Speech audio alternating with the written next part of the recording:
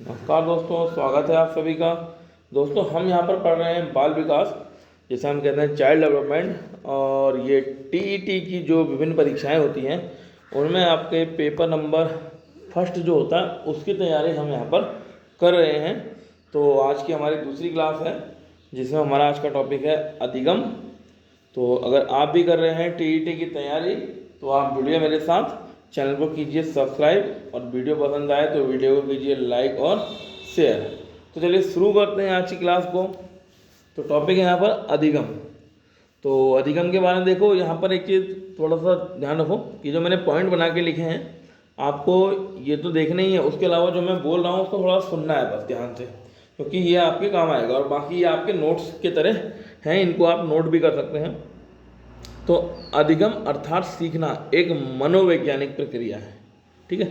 जहाँ जहाँ मुझे लगेगा कि एक्सप्लेन करना है तो वहाँ मैं एक्सप्लेन करते रहूँगा, और जो नॉर्मल वाक्य होगा जिसको एक्सप्लेन करने की आवश्यकता नहीं होगी तो वो मैं सीधे ऐसे भी रहने दूँगा, ठीक है। वो देख लेंगे अपने हिसाब से, उसमें कोई दिक्कत वाली बात नहीं है। तो सीखना जो है एक मनोवैज्ञानिक प्रक्रिया है। जो हमारे मनोवैज्ञानिक हैं उन लोगों ने इसे एक मानसिक प्रक्रिया माना है जो जीवन भर चलती रहती है। देखिए, हमारा मस्तिष्क का विकास जीवन भर होते रहता है, कुछ ना कुछ हमारे दिमाग में आते ही रहता है, हम कुछ ना कुछ नया सीखते ही रहते हैं ज़िंदगी भर, ठीक। और इसमें बालक परिपक्वता की ओर बढ़ता है और अपने अनुभवों एवं प्रशिक्षणों से लाभ उठाकर स्वाभाविक व्यवहार या अनुभूति में प्रगतिशील परिवर्तन करता है, ठीक है।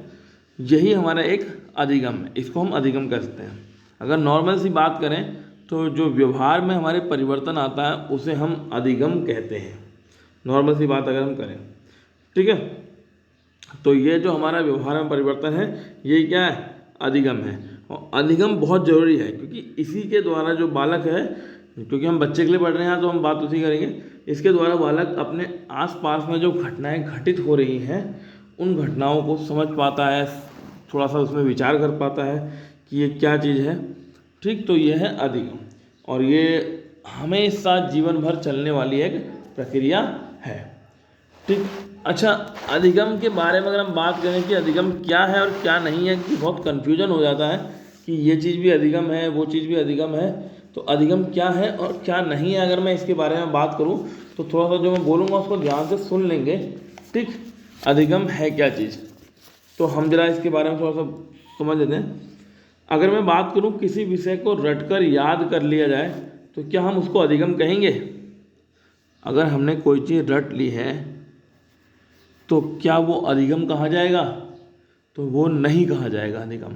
यानी किसी चीज़ को रटकर याद करना अधिगम के अंदर नहीं आता, ठीक। अधिगम यानी कि सीखना। अगर हम बात करें यदि बालक शुरू में ही क्या कहते हैं सीखने के लिए अगर मानसिक रूप से अगर तैयार ना हो तो उसे चीज़ों को नहीं सिखाना चाहिए, उससे उसका अधिगम नहीं होगा, ठीक है। ये क्या होगा, जब वो धीरे धीरे बड़ा होगा तो जो उसकी सीखने की जो क्या कहते हैं प्रवृत्ति है वो पूरी तरह से प्रभावित हो जाएगी, ठीक है। जबरदस्ती आप अगर कोई चीज़ सिखाना चाह रहे हो तो, ठीक है। अब तुम कहो भाई इसको रटा लो इस चीज़ को तो उससे याद होएगा, रट तो लेगा परंतु वो उसको क्या कहते हैं अपनी दूसरी चीज़ों से नहीं जोड़ पाएगा, कनेक्ट नहीं कर पाएगा, मतलब एक शब्द जैसा रह जाएगा बालक के मन में, ठीक है। इसलिए कहते हैं कि रटना एक अधिगम नहीं है, समझना अधिगम है। कहते हैं रट के मत करो काम, समझ के करो, ठीक है। तो रटना अधिगम नहीं है, ये चीज़ आपको अपना थोड़ा सा यहाँ पर ध्यान रखना है। आगे देखते हैं अधिगम के प्रकार। अगर हम अधिगम के प्रकार की बात करेंगे तो यहाँ पर मैंने यहाँ पर देखो एक चार्ट जैसा बना रखा है। अच्छा, ये जो हमारे साथी लोग जो डीएलएड कर रहे हैं, ठीक है, या बीएड कर रहे हैं, तो मैं अगर डीएलएड वालों की बात करूँ तो आप लोग जो अपने परीक्षाएं देते हो तो इस तरह के एक चार्ट बनाने आपको ज़रूरी है, ठीक है। थोड़ा कलरफुल चार्ट बनाएं, जैसे मैंने यहाँ कलरफुल बना रखा है इस तरह से, तो ये आपके लिए बहुत फ़ायदेमंद होता है, इसमें आपके मार्क्स भी अच्छे मिलते हैं। तो फ्लो चार्ट कहते हैं इसे, तो फ्लो चार्ट आपको ये फ्लो चार्ट इसे कहते हैं, ठीक है। ये आपको बनाने हैं, इसके बिना आपका काम नहीं चलेगा, मार्क्स अच्छे नहीं आते हैं, ठीक है। तो यहाँ पर अधिगम में मैंने ले रखा है ज्ञानात्मक अधिगम, इसके नीचे देखो लिख रखा है ज्ञानात्मक अधिगम में क्या है, इसमें बौद्धिक विकास होता है बच्चे का, ठीक है। ये बौद्धिक विकास जो बच्चे का होता है वो एक तरह से ज्ञानात्मक अधिगम है। ठीक।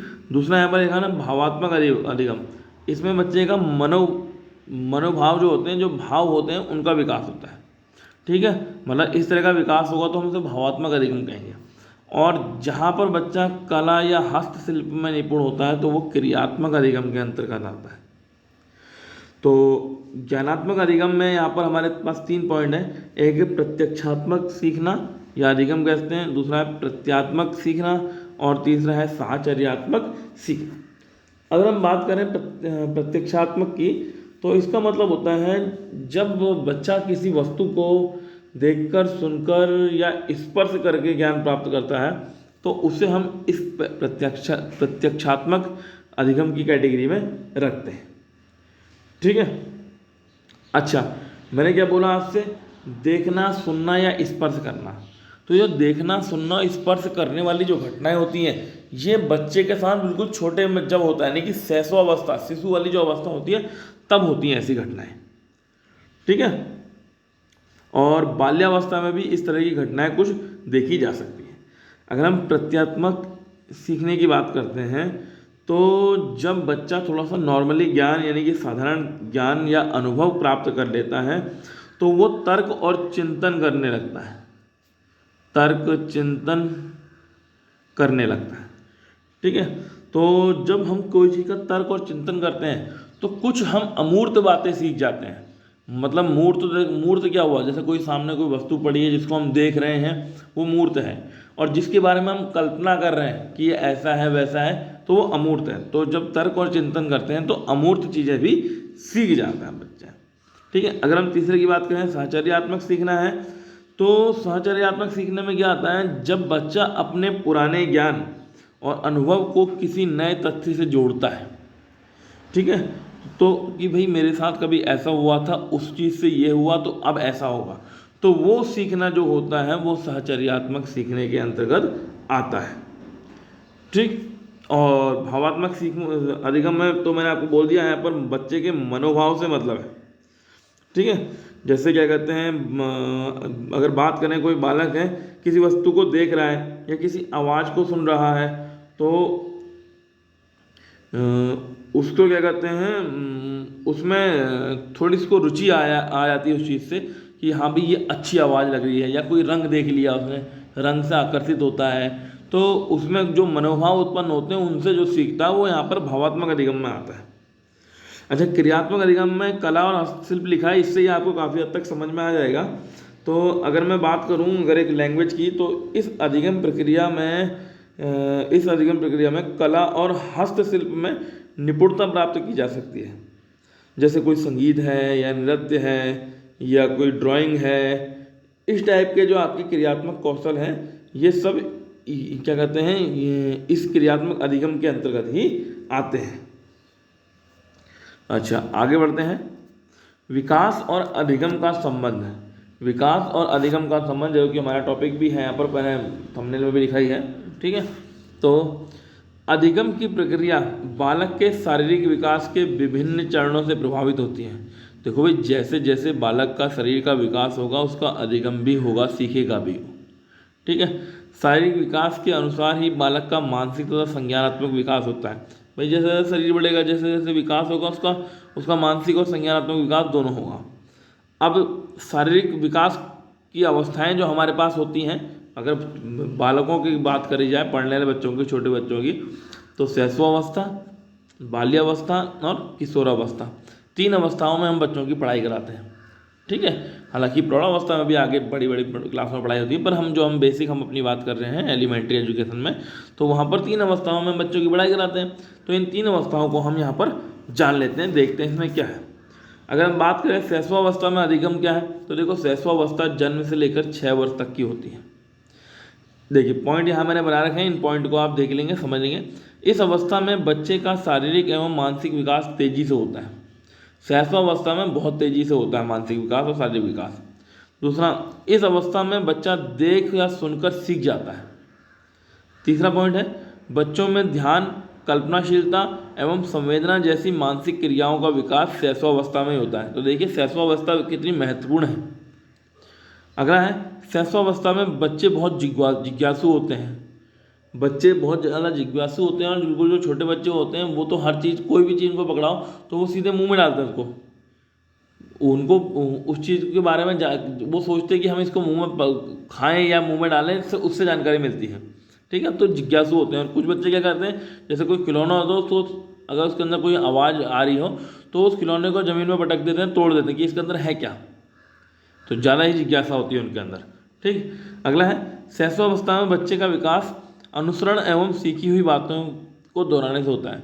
अनुसरण मतलब किसी चीज़ को देखकर उसकी कॉपी करना। ठीक है ना। अब अनुसरण अच्छी चीज़ों का भी होता है, बुरी चीज़ों का भी होता है। 2 से 5 वर्ष की आयु में यानी कि शैशवावस्था में शिशु में सामाजिक भावना का विकास हो जाता है और वो अपने परिवार के प्रति लगाव भी रखने लगता है। ठीक है, तो ये शैशवावस्था की देखो विशेषताएं हो गई। अगर आपके यहाँ पर कहीं ऐसी चीज़ें आती हैं लिखने को तो वहाँ भी लिख सकते हैं, और बाकी टी के लिए तो ये चल जाए। बाल्यावस्था में अधिगम की बात करें तो 6 वर्ष से 12 वर्ष तक की अवस्था एक नॉर्मली हम लेते हैं। इस अवस्था में बालक के व्यक्तित्व का निर्माण होता है। दूसरा पॉइंट, इस अवस्था में बालक शैशवावस्था की तुलना में वास्तविकता की ओर अधिक आकर्षित होता है। ठीक है, यहाँ पर उसे वास्तविक चीज़ें देखने को मिलती हैं ना, और उस वस्तु या परिदृश्य के बारे में जानने का प्रयास अब वो करता है। इस अवस्था में बालक में चिंतन और तर्क शक्ति का विकास होता है। देखो भाई, चिंतन और तर्क शक्ति का विकास होगा, इसका मतलब वो अमूर्त चीज़ों की ओर भी जाएगा। ठीक है ना। अमूर्त मतलब जिसको हम मूर्त रूप से देख नहीं सकते, जिसके बारे में हम कल्पना करते हैं, वो अमूर्त होता है। बाल्यावस्था में सीखने की गति शैशवावस्था की तुलना में कम हो जाती है। तो देखो मैंने कहा शैशवावस्था बहुत इंपॉर्टेंट है। मैक्सिमम तो बच्चा वहीं सीख जाता है। एक वैज्ञानिक है, क्या मनोवैज्ञानिक है हरलॉक, उसने ये बात बोली है कि शैशवावस्था में जितना बच्चा सीखता है वो बाद के जो 12 वर्ष उसके और बचे हैं, टोटल 18 वर्ष तक की हम बात कर रहे हैं, तो शुरू के जो 6 वर्ष में सीख जाता है, बाकी के 12 वर्ष की तुलना में 2 गुना सीख जाता है। मतलब बाकी के 12 वर्ष में इतना नहीं सीखेगा जितना कि वो शैशवावस्था में ही सीख जाता है। ठीक है, देखो ये चीज़ें भी होती हैं। तो अगला है बालक अपने संवेगों पर नियंत्रण करना सीख जाते हैं। अगर हम संवेग की बात करें तो जैसे मन में भय आ रहा है, क्रोध है, घृणा है, तो बचपन में नहीं होता। बचपन में जब बिल्कुल छोटा बच्चा होता है शैशवावस्था में, तो उसे थोड़ी सी बात पे बुरा भी लग जाता है, उसे खुशी भी जाती है, होता ही है बच्चों के पास। तो संवेगों पर कंट्रोल नहीं होता। ठीक है, अपनी फीलिंग से मतलब फीलिंग पर उससे कंट्रोल नहीं होता, परंतु जैसे जैसे बड़ा होते जाता है तो वो कंट्रोल होने लग जाता है। अच्छा, आगे बढ़ते हैं। किशोरावस्था में अधिगम देखते हैं। 12 वर्ष से 18 वर्ष तक की आयु में ये है। इस अवस्था में बालकों में मानसिक, शारीरिक, सामाजिक और संवेगात्मक बदलाव होते हैं। किशोरावस्था में जब पहुंचता है बालक तो उसमें काफ़ी कुछ बदलाव आ जाते हैं। कहते हैं ना कि जरूरी नहीं कि बचपन में जो इंसान जैसा है आगे चल के भी वैसे ही रहे, क्योंकि ये किशोरावस्था यहाँ से आती है, यहाँ से बदलाव इसमें काफ़ी आ जाते हैं। ठीक, बच्चों में। अगला है, इस अवस्था को बालक के जीवन का परिवर्तन काल भी माना गया है। देखो परिवर्तन काल मतलब कि उसकी पूरे के पूरी मनोदशा, मनोभाव सब कुछ बदल जाता है। मैक्सिमम तो चेहरा भी चेंज हो जाता है कितने लोगों का, कि बचपन में कैसा दिखता है बड़े होकर चेंज हो जाता है। ठीक, इस अवस्था में लड़कों की तुलना में लड़कियों की लंबाई तथा भार में अधिक वृद्धि देखी जा सकती है। देखिए लंबाई भार तो हर अवस्था में बढ़ रहा है, पर यहाँ पर मैंने ये पॉइंट इसलिए लिखा कि यहाँ पर देखिए किशोरावस्था में लड़कों के तुलना में लड़कियों की लंबाई और भार में अधिक वृद्धि अपने ही है। ऐसा नहीं कि लड़कियों का वेट या लड़कियों की लंबाई लड़कों से भी बहुत ज़्यादा हो जाएगी, ऐसा नहीं, पर अपने ही में अगर तुलना करी जाए, वृद्धि देखी जाए कि पहले इतनी हाइट थी अब इतनी हाइट हो गई, तो वो चीज़ देखने वाली बात है, वहाँ पर की तुलना है। और ये अगला पॉइंट है, इस अवस्था में बालक के मस्तिष्क का सभी दिशाओं में विकास होता है। तो जो किशोरावस्था होती है इसमें सभी दिशाओं मतलब यहाँ पर तो अच्छी दिशाएं भी आएंगी, गलत दिशाएं भी आएंगी। तो कभी कभी क्या करते हैं, कुछ बच्चे गलत दिशाओं में भटक जाते हैं, ज़्यादा उनमें अलग अलग फीलिंग आ जाती है, तो उन फीलिंग से भी उनका जो अधिगम है वो बाध्य होता है, थोड़ा सा उसको नुकसान होता है कि सीख नहीं पाते ढंग से। तो कभी कभी इसमें बच्चों में कुछ गलत विचार भी यहाँ पर आने लग जाते हैं, और आजकल ज़्यादा ही आ रहे हैं, ये ज़माना जो आ गया। चलिए इसको तो हम आगे बात की याद करेंगे। तो हमने यहाँ पर देखा अधिगम क्या है और विभिन्न अवस्थाओं में अधिगम कैसे हो सकता है, कैसे होता है। ठीक है, तो आप इसमें हर एक अवस्था में बच्चे को ध्यान रखकर सोच कर चिंतन करें कि इतने वर्ष की आयु का बच्चा है, इसमें ये चीज़ें बदलाव, ये चीज़ें होती हैं। ये चीज़ें आपको अपने दिमाग में रखनी है और कुछ पॉइंट बना के मैंने यहाँ पर आपके सामने दे दिए हैं। तो ये पॉइंट आपके काफ़ी हद तक काम आ जाते हैं। इन पॉइंट के बेस पर आप अगर लिखने वाला काम भी करते हैं तो देखिए ये एक एक हेडिंग मान लीजिए इनको आप। जैसे मैंने यहाँ 4 हेडिंग लिखे हैं, तो ये अगर कहीं आपसे किशोरावस्था के बारे में पूछा जाए तो 4 हेडिंग आपके पास ये हो जाता है। इसके अंदर आप थोड़ा सा लिंक भी देते हैं, वो आपको लिखना आता ही है। तो ये चीज़ें यहाँ पर आपके काम आती हैं। तो ठीक है, फिर ये क्या कहते हैं 2 क्लास आज हो गई है, कल की क्लास 1 क्लास और इसकी बचती है बाल विकास पहला चैप्टर की, चैप्टर नंबर 1 चल रहा है। फिर इसके बाद इसके क्वेश्चन कराए जाएंगे और आपको ये क्लास को ध्यान से देखना, तभी आप अपने जो मैं क्वेश्चन कराऊंगा उसका उत्तर भी दे पाएंगे। फिर अन्यथा खाली क्वेश्चन आंसर देखेंगे तो उससे भी कोई फायदा नहीं होगा। बस आपको मेरे साथ यहाँ तैयारी करनी है सही से, और आपका टीईटी का एग्जाम क्लियर हो जाएगा जो भी बच्चे यहाँ पर मेरे साथ तरीके से तैयारी करेंगे। यहाँ मैं हर एक चीज़ लेके चल रहा हूँ, कोई चीज़ छूटेगी नहीं, और बाकी क्वेश्चन आंसर जब आपके कराए जाएंगे तो वहाँ काफ़ी हद तक आपको फ़ायदा मिलेगा और आपके अच्छे ही मार्क्स आएंगे टीईटी में, ये आप यकीन रखिए। तो ठीक है, फिर वीडियो अगर आपको पसंद आई हो तो वीडियो को लाइक और शेयर करें, और जिन लोगों ने चैनल को अभी तक सब्सक्राइब नहीं किया है चैनल को सब्सक्राइब करेंगे। और बाकी मिलते हैं हम अगली वीडियो में, तब तक के लिए नमस्कार।